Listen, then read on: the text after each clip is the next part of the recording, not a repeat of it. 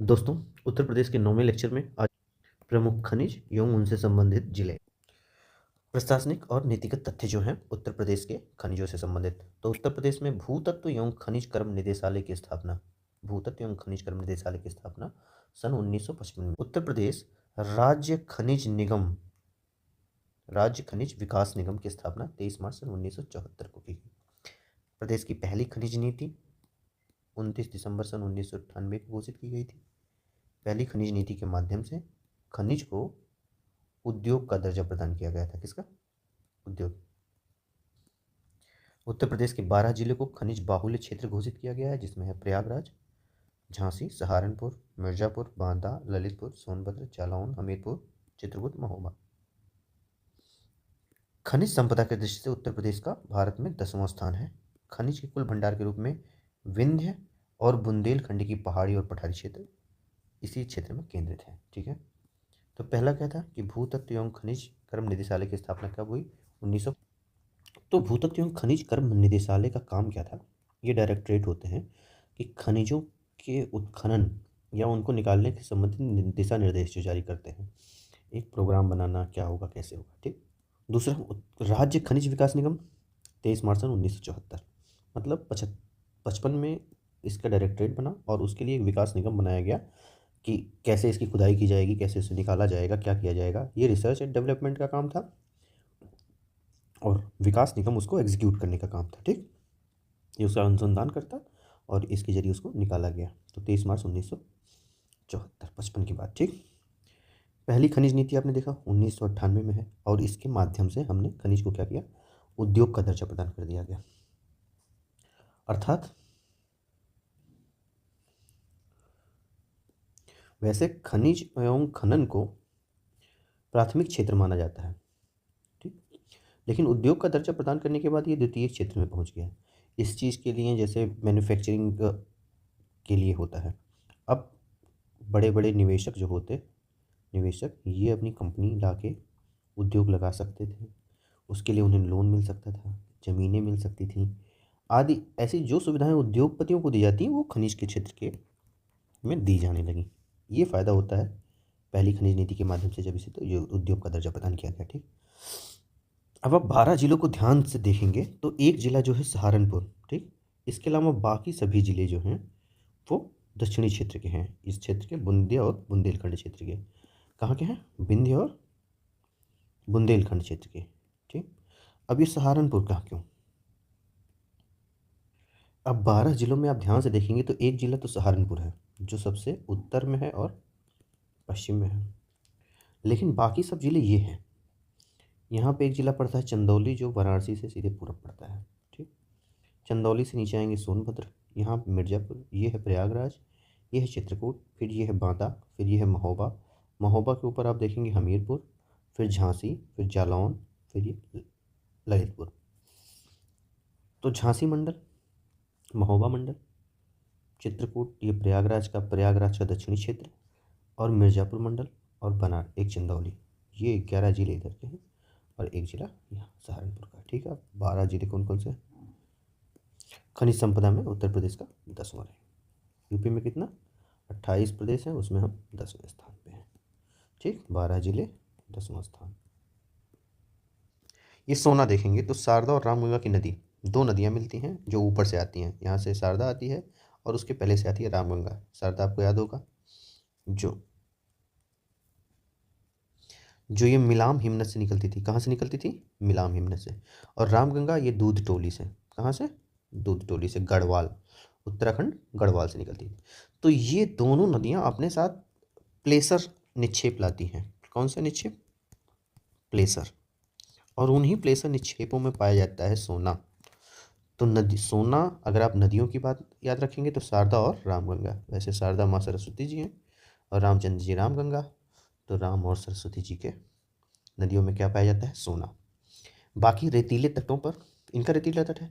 और बाकी सोनभद्र और ललितपुर, ये दोनों क्षेत्र तो, सोनभद्र और ललितपुर तो आप याद ही कर लीजिए, खनिज के मामले में सबसे अच्छे हैं। तो जो भी अच्छा खनिज होगा, बहुमूल्य खनिज होगा, ललितपुर में पाया ही जाएगा। अब यूरेनियम को देखेंगे आप, यूरेनियम उत्तर प्रदेश में इसकी प्राप्ति केवल और केवल ललितपुर में होती है। ये PYQ है, बहुत इंपॉर्टेंट है, याद रखिएगा।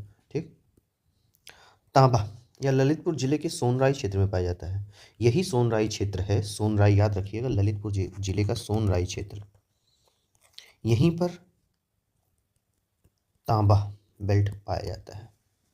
ठीक, लौह अयस्क मुख्य रूप से ललितपुर और मिर्ज़ापुर। ठीक, तो ये मिर्ज़ापुर बेल्ट है, तो आप याद ही रखेंगे लोहा, सोना, यूरेनियम, ये सब ललितपुर में है। तांबा, ठीक। बॉक्साइट, यह है बांदा, वाराणसी, ललितपुर, सोनभद्र, चंदौली। मतलब आप याद रखिए ये बेल्ट जो है, ये सोनभद्र हो गया, ये बांदा हो गया, ये है आपका वाराणसी, यहाँ ललितपुर और सोनभद्र, चंदौली। तो धात्विक खनिजों में जब आप धात्विक खनिज याद रखेंगे तो ललितपुर सब में सभी धात्विक खनिज पाए जाते हैं। ठीक, अभी आगे पढ़ेंगे धात्विक खनिज क्या होते हैं। प्लैटिनम ललितपुर। ठीक, तो सोना हो, प्लैटिनम हो, बॉक्साइट हो, तांबा हो, सब ललितपुर में है। कुछ कुछ चीज़ें इधर उधर भी हैं। अब प्रमुख अधात्विक खनिजों को देखेंगे तो मुख्य रूप से हीरा जो है वो बांदा और कुछ मात्रा में मिर्ज़ापुर पाया जाता है। तो 2 जिले हैं हीरा के लिए, तो याद ही रख लीजिए हीरा, मिर्ज़ापुर, मिर्ज़ा गालिब और अपना बंदा। बंदा गया था मिर्ज़ा गालिब से गज़ल सुनने और हीरा गज़ल सुना एकदम चमकता हुआ। ठीक, चूना पत्थर, ये मिर्ज़ापुर सोनभद्र की कजराहट क्षेत्र में मिलता है ना, और यहाँ मिर्ज़ापुर के गुरमा, कचनार, बाहुबली। ठीक है, सीमेंट उद्योग का प्रमुख कच्चा माल है। तो चूना याद रखिएगा, इधर चूना सोनभद्र और मिर्ज़ापुर में खाने वाले बहुत हैं, है ना। ये क्षेत्र अपना, ये जो लटक रहा है मिर्ज़ापुर और उसके ऊपर सोनभद्र। चूना पत्थर, वैसे चूना पत्थर जो है ये अवसादी चट्टानें हैं। कौन सी चट्टानें हैं?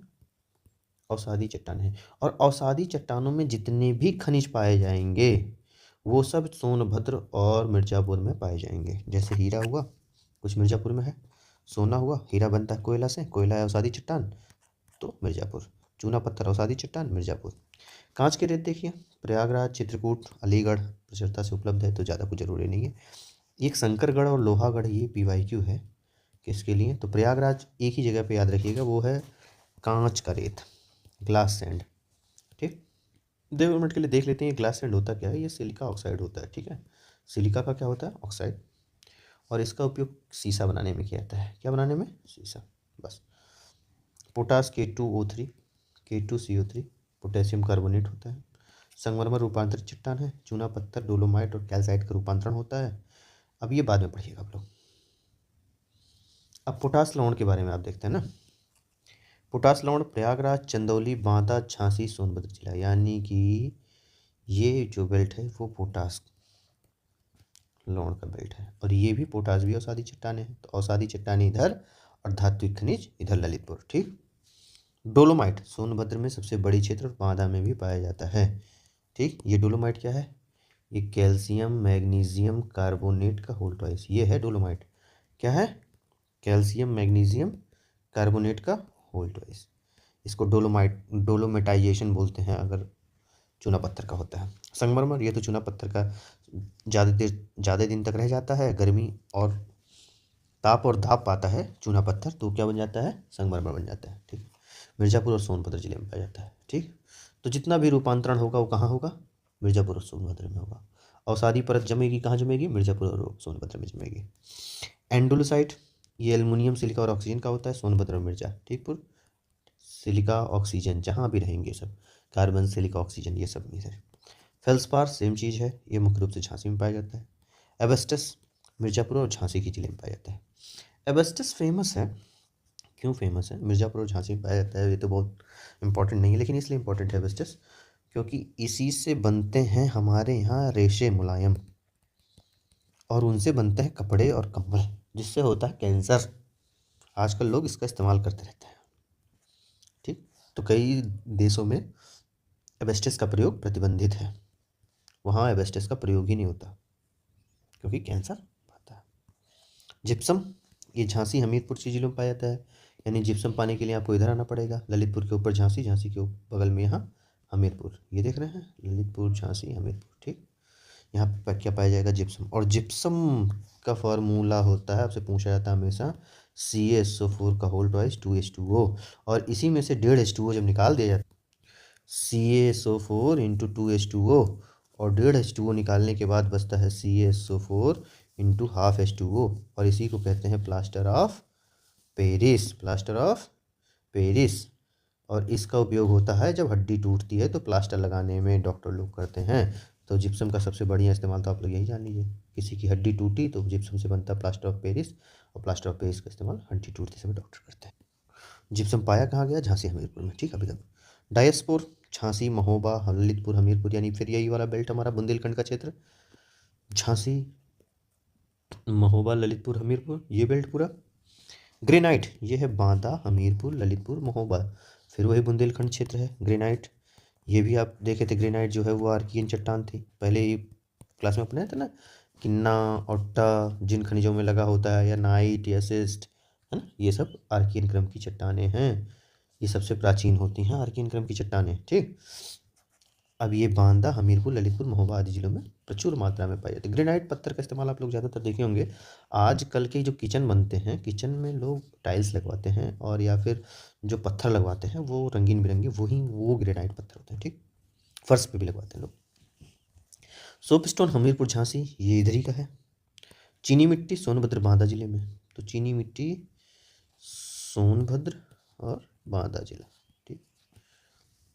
पायराइट्स, इसके भंडार सोनभद्र में मिलते हैं। ये है FeS2, फेरस सल्फेट, इसको कहते हैं फूल्स, मूर्खों का सोना। अगर पूछा जाए मूर्खों का सोना किस धातु को कहते हैं तो आप कहेंगे पायराइट, ठीक। वैसे आप देखे होंगे एक मूवी पायरेट्स ऑफ कैरेबियन, तो पायरेट्स ऑफ कैरेबियन में रहते हैं समुद्र के लुटेरे, और समुद्र के लुटेरे लूटते हैं सोना, ठीक। तो इनको कहा जाता है मूर्खों का सोना, क्या है? पायराइट, ठीक। गेरू, बांदा, बंदा, गेरू। बलुआ पत्थर मिर्जापुर में पाया जाता है, जिसका उपयोग ऐतिहासिक इमारतों में किया गया है। ये तो सबसे फेमस इतिहास का क्वेश्चन है, आप लोग बहुत बार पढ़े होंगे। अशोक ने, मतलब मौर्यकालीन, गुप्तकालीन जितने भी है, उसके बाद के जितने भी स्थापत्य बने थे, सब इन्हीं मिर्जापुर के लाल बलुआ पत्थर से ही बनते थे, ठीक। तथ्य देखिए, खनिज आधारित उद्योग एवं उपयोग।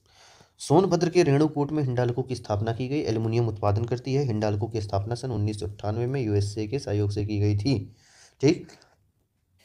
अब अभी आपने पढ़ा था सन 1955 में भूतत्व एवं कर्म निदेशालय, तो खनिज से संबंधित जो निदेशालय की स्थापना हुई थी सन 1955 में हुई थी, और उसके 3 साल बाद सन 1958 में रेणुकूट में, कहाँ?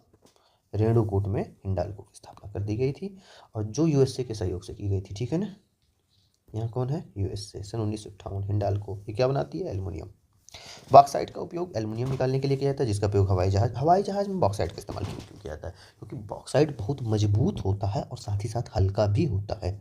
बिजली के तार, तो एल्युमिनियम के तार खंभों पे आप देखे ही होंगे। बर्तन बनाने में एल्युमिनियम का बर्तन बनता है। प्रयागराज के शंकरगढ़ में सिलिका सैंड विश्व प्रसिद्ध है, ठीक है। सिलिका सैंड मतलब कांच का रेत, ये से कांच बनाया जाता है। तो प्रयागराज का कौन सा क्षेत्र? शंकरगढ़। कौन सा क्षेत्र है प्रयागराज का? वो है शंकरगढ़, ठीक है ना। एबस्टस का उपयोग सीमेंट की चादरों को बनाने में किया जाता है और पाइप बनाने में किया जाता है, ठीक। जिप्सम का प्रयोग सीमेंट बनाने में। कैल्साइट कैल्शियम युक्त होता है, ठीक है, जिसका उपयोग चश्मा, ऑप्टिकल उपकरणों के निर्माण में किया जाता है। कैल्साइट, साइट तो वैसे भी SIT साइट मैंने देखना होता है, सी साइट दृष्टि, तो कैल्साइट माने चश्मा या ऑप्टिकल फाइबर, ठीक। रॉक फॉस्फेट या पोटास का उपयोग उर्वरक निर्माण में किया जाता है। महत्वपूर्ण भौगोलिक एवं आर्थिक तथ्य। ललितपुर को खनिजों की विविधता के कारण उत्तर प्रदेश का खनिज संग्रहालय, संग्रहालय नहीं मतलब खनिज संग्रहालय बोला जाता है। क्या संग्रहालय? खनिज संग्रहालय, खनिज का संग्रहालय, ठीक। और उत्तर प्रदेश नहीं, सोनभद्र उत्तर प्रदेश का सबसे महत्वपूर्ण और विविधतापूर्ण खनिज उत्पादक राज्य है, ठीक। तो अगर सब सर्वाधिक विविधता देखी जाए, विविधतापूर्ण खनिज उत्पादक जिला कौन सा है? जहाँ हर प्रकार के खनिज पाए जाएंगे, चाहे औषधि हों, चाहे रूपांतरित हों, चाहे आग्नेय प्रकार की चट्टानों में पाए जाने वाले हों। तो इकलौता जिला है हमारा सोनभद्र। सोना, इसका नाम ही सोना है। ठीक। उत्तर प्रदेश के मैदानी जिलों में खनिज की उपलब्धता नगण्य है। मैदानी क्षेत्र में नदियां हैं, ठीक है। तो देखो, ये क्षेत्र है हिमालय की तलहटी, ठीक, तराई वाला क्षेत्र। तो ऊपर जो तराई वाला क्षेत्र, यहाँ तो कुछ नदियों के कारण निक्षेप से तो कुछ आ भी जाते हैं सहारनपुर वगैरह में। और इधर तो है ये दक्कन का पठार का एक्सटेंशन है, तो यहाँ तो खनिज समृद्ध है। लेकिन ये जो बीच का मैदान है, यहाँ तो गंगा यमुना का दोआब है ना। ये तो पूरा क्षेत्र प्लीस्टोसीन युग के बाद खाली खाली इन्हीं जलोढ़ मृदाओं से बनकर 3 किलोमीटर, लगभग 3 से 4 किलोमीटर गहराई तक जलोढ़ मृदाएं पाई जाएंगी। ठीक। खनिजों के परिवहन के लिए मुख्य रूप से सड़क और रेल मार्ग। अरे भाई, सड़क और रेल मार्ग से जाएंगे ही जाएंगे। जीडीपी में खनिज का महत्वपूर्ण योगदान होगा ही होगा। अब आइए देखते हैं खनिज क्या है। भूवैज्ञानिकों के अनुसार खनिज एक प्राकृतिक रूप से विद्यमान समरूप तत्व हैं। ऐसे तत्व जो समरूप हैं, जिनकी एक निश्चित आंतरिक संरचना है। खनिज प्रकृति में अनेक रूपों में पाए जाते हैं, जिनमें कठोर हीरा से लेके नरम चूना तक विविध हैं। तत्व है ना, एलिमेंट्स। ठीक। अब जैसे आयरन लिए और सल्फर लिए, अब ये दोनों को जोड़ FeS2, यही होगा पायराइट। ठीक। अब ये एक खनिज है, इसमें आयरन भी है और सल्फर भी है। जो भी आप अयस्क से निकाल लें, खनिज से निकाल लें, इससे संशोधन से आप आयरन, लोहा भी पा कर सकते हैं और सल्फर भी पा सकते हैं। तो ठीक, एक समरूप तत्वों का की श्रृंखला रहती है और निश्चित आंतरिक संरचना रहती है। ऐसा नहीं कि यहाँ FeS2 है तो यहाँ FeS हो गया, यहाँ FeO2 हो गया, ऐसा नहीं। FeS2 है तो FeS2 रहेगा। ठीक। खनिजों का वर्गीकरण जो किया जाता है वो है धात्विक, अधात्विक और ऊर्जा। तो ऊर्जा खनिज में आप जान ही रहे हैं, कोयले से ऊर्जा मिलेगी, पेट्रोल से ऊर्जा मिलेगी, प्राकृतिक गैस से ऊर्जा मिलेगी, तो पढ़ना ही नहीं। अब धात्विक अधात्विक में आते हैं। तो धात्विक खनिज में लौह, तो लौह अयस्क में लोहा, मैग्नीज, निकिल, कोबाल्ट, और एक होता है क्रोमाइट। क्या होता है? क्रोमाइट। तो याद रखना, क्रोमाइट, निकिल, कोबाल्ट और आयरन। और एक होता है मैग्नीज।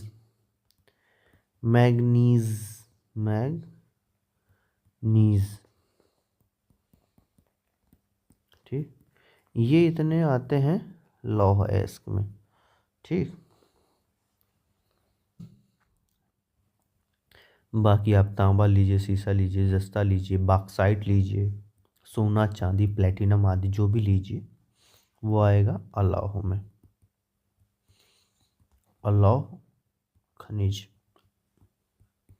लेकिन ये भी होता है क्या? धातु। ठीक।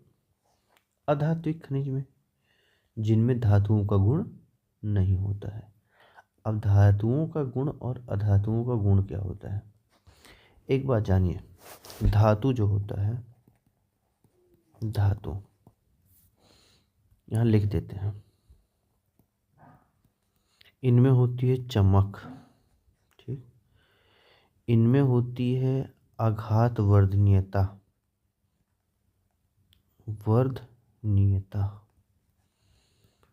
इनको खींचने पे ये बढ़ते हैं, तो उसको कहते हैं, पता नहीं खींचने पे बढ़ते हैं, पर इनकी तारतम्यता, तारत्व, ऐसा कुछ, तार के रूप में इनकी लंबाई बढ़ती है। ठीक है। इनकी आवाज़ जो होती है वो इसे घंटी की तरह, क्या कहते हैं उसको,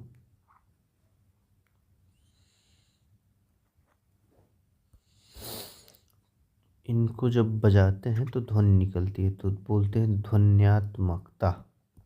क्या बोलते हैं? ध्वन्यात्मकता। और इसको बोलते हैं तन्यता। तन्यता, ठीक। और इनमें होता है चालन का गुण, जैसे विद्युत या ताप, ठीक। ये तो इनके भौतिक गुण हो गए। अगर आप रासायनिक गुण देखेंगे तो ये ऑक्सीजन के साथ मिलकर धातु ऑक्साइड बनाते हैं। क्या? धातु ऑक्साइड। और ये पानी के साथ मिलकर धातु हाइड्रोक्साइड बनाते हैं।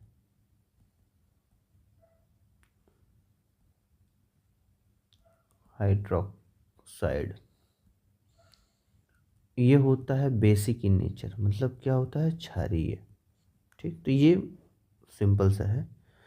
तो जो ना चमके वो अधातु, जो खींचने पे ना बढ़े, तारतम्यता तन्यता ना हो जिनमें, वो अधातु। जैसे नमक को आप खींचेंगे तो नहीं बढ़ेगा। जिनको पीटने पे वो चादर की तलह ना फैले या आघात वर्धीनता ना हो, जैसे चूना पत्थर को पीटेंगे तो क्या चादर की तरफ फैलेगा? नहीं फैलेगा।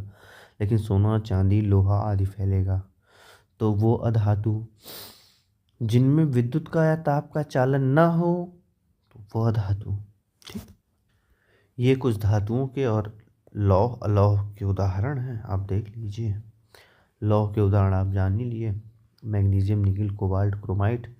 और लोहा अलौह के सोना चांदी तीमा सीसा और टिन। सीसा याद रखिएगा, ठीक है। और चूना पत्थर, अभ्रक, जिप्सम, ये सब आध्यात्मिक हो गए। कोयला, पेट्रोल, प्राकृतिक गैस, ये सब ऊर्जा वाले हो गए।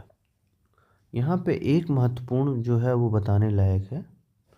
जिंक या जस्ते का उपयोग लोहे को जंग से बचाने के लिए गैल्वेनाइजेशन या रबर और दबाव में होता है। तो ये प्रक्रिया पूछेंगे अगर गैल्वेनाइजेशन क्या होता है, गैल्वेनाइजेशन, तो याद रखिएगा। लोहे के ऊपर जिंक की एक परत चढ़ा देते हैं।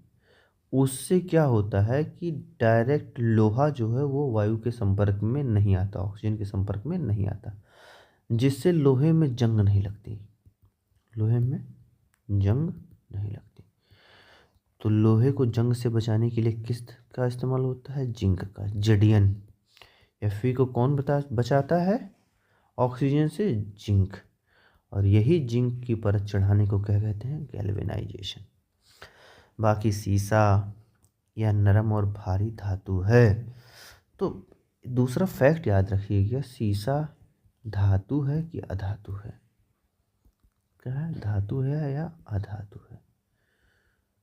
तो सीसा लगेगा तो आपको तो अधातु, लेकिन है क्या? धातु। सीसा क्या है? धातु है, ठीक। तो सीसा क्या है? धातु है। कभी भी सीसा भूल के गलती मत कीजिएगा धातु मारने में। टिन का प्रयोग डिब्बाबंद भोजन और कोटिंग में, सोल्डरिंग में होता है। यही टिन है जो आपसे केमिस्ट्री में पूछा जाता है, सोल्डर बनाने में किस चीज़ का इस्तेमाल होता है। तो जब सीसा के साथ टिन मिला दिया जाता है, क्या? सीसा के साथ जब टिन मिला दिया जाता है तो बनता है सोल्डर, ठीक। और ये केमिस्ट्री का क्वेश्चन है। एन प्लस पी इसका रासायनिक संकेत होता है एन, ठीक। तो N plus P is equal to solder. Magnesium, automobile, ये सब तो देख ली। ये उन 12 जिलों की क्रम सूची है जो खनिज बहुल हैं। क्या है? खनिज बहुल। तो एक बार क्या सबको पता ही होगा, सहारनपुर, ललितपुर, झांसी, जालौन, हमीरपुर, महोबा, बांदा, चित्रकूट, प्रयागराज, सोनभद्र, मिर्ज़ापुर, चंदौली। तो 11 इधर और एक इधर, ठीक। बाकी ये सब हिस्सा आप जान ही रहे हैं। ललितपुर है जो तांबा, यूरेनियम, रॉक फॉस्फेट और लौह अयस्क के लिए फेमस है, तो ललितपुर का याद रखिएगा। प्रयागराज का कांच का रेत याद कीजिएगा। शंकरगढ़ फेमस है और पोटास हो गया। और आपको सहारनपुर देख लीजिएगा, क्या है, कुछ नहीं। मिर्ज़ापुर में संगमरमर और ये बलुआ पत्थर, यहाँ चूना पत्थर पाया जाता है, इसलिए सीमेंट उद्योग। बांदा में हीरा, ठीक, हीरा, ये बांदा फेमस है। बाकी ये सब तो पाए ही जाएंगे। सोनभद्र राज्य का सबसे महत्वपूर्ण खनिज जिला है। कोयला, चूना पत्थर, डोलोमाइट सब पाया जाता है, ठीक। चंदौली में बॉक्साइट और पोटास हो गया, सबसे किनारे वाला जिला है। हमीरपुर सेल खड़ी, जिप्सम और ग्रेनाइट, तो हमीरपुर में ठीक ठाक मिलता है। सेल खड़ी तो वो टैल्क है जो पाउडर वाउडर में पड़ता है, मेकअप वाले, ठीक, बहुत मुलायम होता है, इसीलिए इसको सोप स्टोन बोला जाता है। चित्रकूट, महोबा, ग्रेनाइट और डायस्पोर। यहाँ फिर आपका वही है, पायराइट याद रखिएगा, सोनभद्र, ठीक, इसको कहा जाता है फूल्स गोल्ड, पायराइट को, ठीक। फेल्सफार झांसी, ग्रेनाइट ललितपुर, हमीरपुर, महोबा, ये पूरा बेल्ट है ग्रेनाइट का। नाइट है तो इधर सेल खड़ी। जिप्सम है झांसी, हमीरपुर, तो हाथ वाथ टूटे तो झांसी की रानी लक्ष्मीबाई अमीर के यहाँ भेज देंगी। हाथ अगर टूटा तुम्हारा तो प्लास्टर लगवाने के लिए आपको जिप्सम लाना पड़ेगा, तो जिप्सम के लिए आपको झांसी की हमीरपुर जाना पड़ेगा, ठीक। चीनी मिट्टी का बर्तन बनाने के लिए सोनभद्र बांधा गया। चीनी मिट्टी का बर्तन था तो आजकल की लड़कियों को बहुत पसंद आता था, तो उसने अपने बंदे से बोला कि बांधा जाओ। कहाँ जाओ? बांधा। या तो सोना मेरे सोना, तुम सोनभद्र जाना, तहाँ से लाना चीनी मिट्टी और उसका लाना बर्तन, उसी में बनाएंगे खाना। तो मेरे सोना बांधा जाना, सोनभद्र और बांधा चीनी मिट्टी। बाकी राख फॉस्फेट ललितपुर, तो ललितपुर तो फेमस है। ललितपुर राख फॉस्फेट, यूरेनियम, सोना, लोहा, ये सब यहीं पे है। यहाँ पे एक अच्छा फैक्ट मिला मुझको, ये फैक्ट मिला है कि भारत का 95% पायराइट अकेले सोनभद्र में पाया जाता है। तो अकेले अगर सोनभद्र में कोई भी अयस्क 95% पाई जाएगी तो उसका पूछना तय है। तो पायराइट सोनभद्र याद रखना। राख फॉस्फेट या बांदा और ललितपुर जिले में मिलता है। इसका उपयोग अम्लीय मृदा के उपचार और उर्वरक बनाने में किया जाता है, ठीक है। रॉक और फॉस्फेट, ऐसा रॉक जो आपको फाड़ देगा। किसको फाड़ देगा? अम्लीय मृदा को, अम्लीय मृदा, ठीक। वैसे भी फॉस्फेट जो होता है पोटेशियम कार्बोनेट होता है, तो ये बेसिक होगा, तो एसिडिक मृदा के संरक्षण के लिए होगा ही होगा।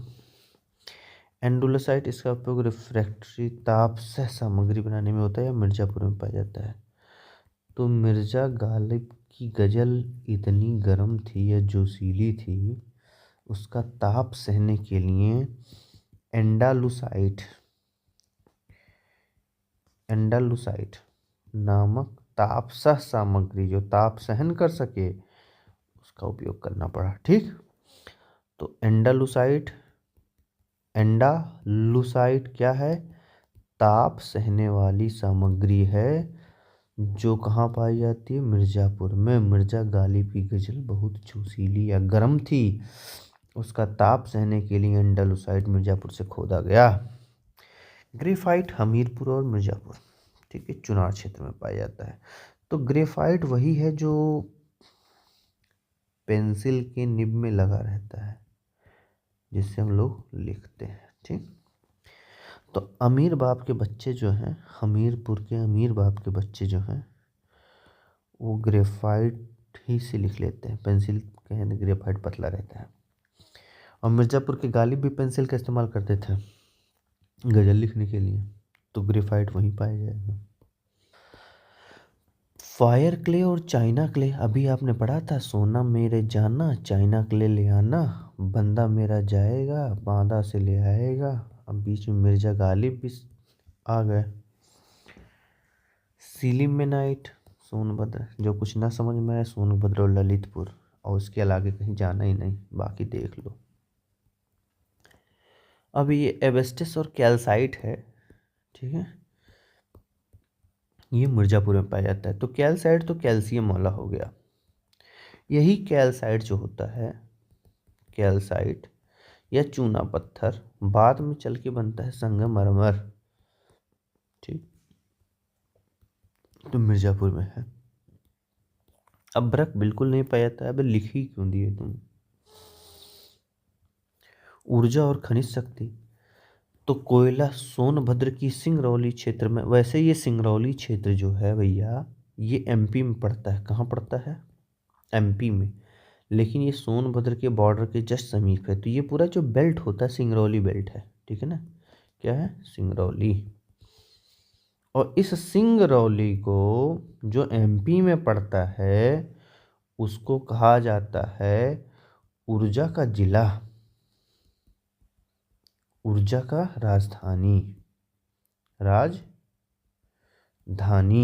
तो ऊर्जा की राजधानी कौन है? सिंगरौली है, ठीक है ना। ओबरा ताप विद्युतकृत, यह सोवियत रूस की सहायता से, किसकी सहायता से? सोवियत रूस की सहायता से बना है। और इसमें कोयले से सिंगरौली से, कोयला सिंगरौली से मिलता है, ठीक है ना। तो सोनभद्र के बगल में सिंगरौली और इधर है ओबरा, यहाँ है आसपास सिंगरौली से थोड़ा इधर जाके। तो यहाँ है ताप, मतलब कोयला जलाओ बिजली बनाओ। और ये हमको किसने बताया था? रूस ने बताया था, टेक्नोलॉजी दी थी। ठीक, वो मत भूलिएगा एल्युमिनियम वाला हिंडाल्को जो था वो यूएसए के सहयोग से बना था।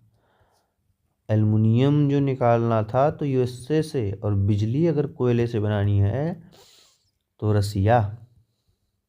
ठीक, रसिया वाले कोयला जला के, ज़्यादा ठंड पड़ते हैं ना साइबेरिया क्षेत्र में, यूएसए से तो ज़्यादा ही है, कोयला जला के बिजली बनाने में तेज थे, ठीक है, इसीलिए। अनपरा ताप विद्युत परियोजना कहाँ है? सोनभद्र जिले में स्थित एक प्रमुख शक्ति केंद्र है।